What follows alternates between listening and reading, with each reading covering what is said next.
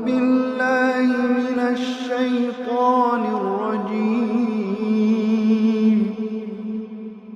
بسم الله الرحمن الرحيم.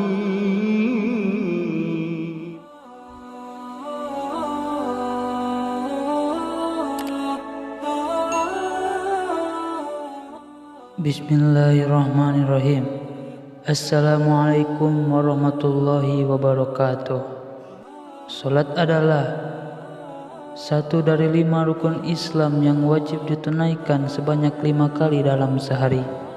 Salat juga merupakan tiang agama dan menjadi amal yang pertama kali dihisab di hari kiamat. Allah Subhanahu wa Ta'ala juga berfirman, sesungguhnya salat itu mencegah dari perbuatan keji dan mungkar, dan ketahuilah, mengingat Allah atau salat itu lebih besar keutamaannya dari ibadah yang lain. Allah mengetahui apa yang kamu kerjakan.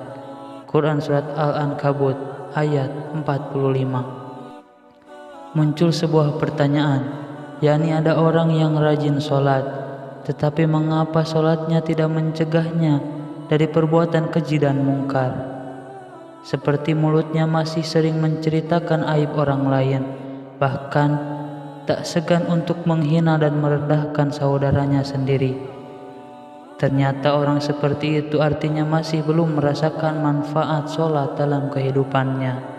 Ia tidak merasakan kenikmatan dari sholat yang dilakukannya, maka besar kemungkinan sholatnya belum diterima oleh Allah Subhanahu wa Ta'ala.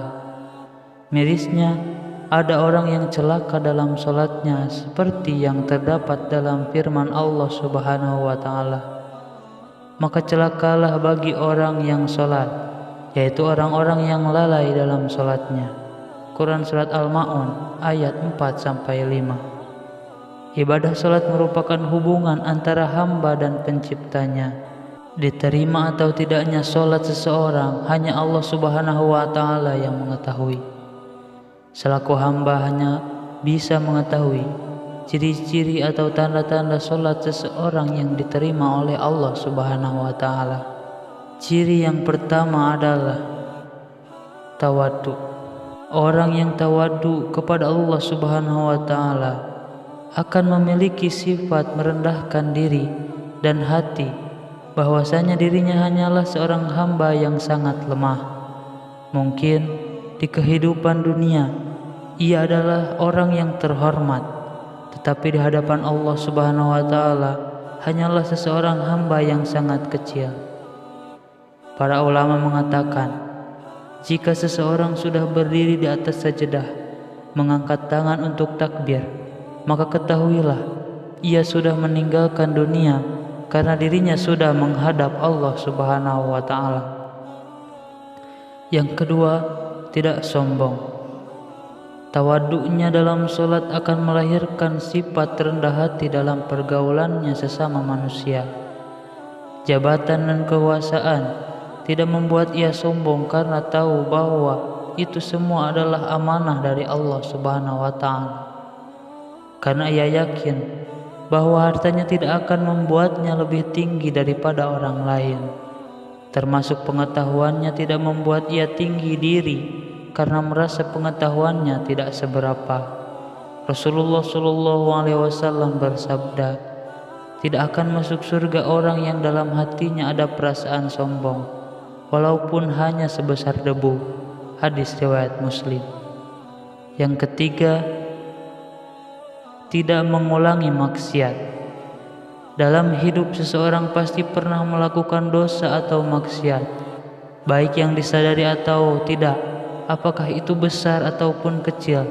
Mungkin ia pernah berbohong, menggunjing tetangga, atau menyakitinya, dan pernah memanfaatkan jabatan untuk memperkaya diri. Barang siapa yang sholatnya tidak menyebabkan dia menjauhi kekejian dan kemungkaran, maka sholatnya akan menambah ia jauh dari Allah Subhanahu wa Ta'ala. Dan orang yang diterima sholatnya tidak akan mengulangi maksiatnya dan selalu bertaubat kepada Allah Subhanahu wa Ta'ala. Yang keempat, mampu mengendalikan hawa nafsu. Jika seseorang mengedepankan keinginan daripada kebutuhan, Di saat itulah hawa nafsu tidak bisa dikendalikan.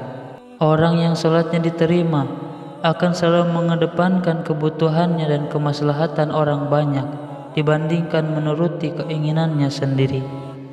Yang kelima, gemar berzikir. Orang yang diterima sholatnya akan cenderung rindu untuk menghadap lagi kepada Allah Subhanahu wa Ta'ala.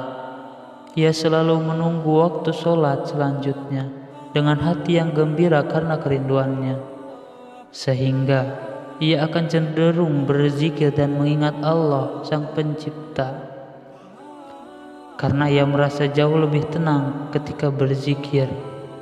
Allah Subhanahu wa Ta'ala berfirman, yaitu orang-orang yang beriman dan hati mereka tentram dengan mengingat Allah Subhanahu wa Ta'ala. Hanya mengingat Allah Subhanahu wa Ta'ala, hati menjadi tentram. Quran Surat Ar-Ra'd ayat 28. Yang keenam, membantu orang yang susah.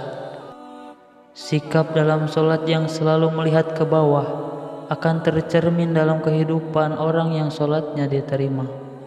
Bukan hanya saat di atas ia melihat ke bawah, bahkan saat di bawah pun atau susah pun ia selalu melihat ke bawah.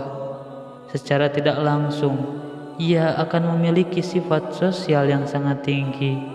Ia akan cenderung membantu orang yang lebih susah dari dirinya, sehingga ia akan dekat dengan sesama manusia. Rasulullah Shallallahu Alaihi Wasallam bersabda, orang yang dermawan dekat dengan Allah Subhanahu wa Ta'ala, dekat dengan manusia, dan dekat dengan surga. Sedangkan orang yang bakhil atau pelit, jauh dari Allah, jauh dari manusia, jauh dari surga.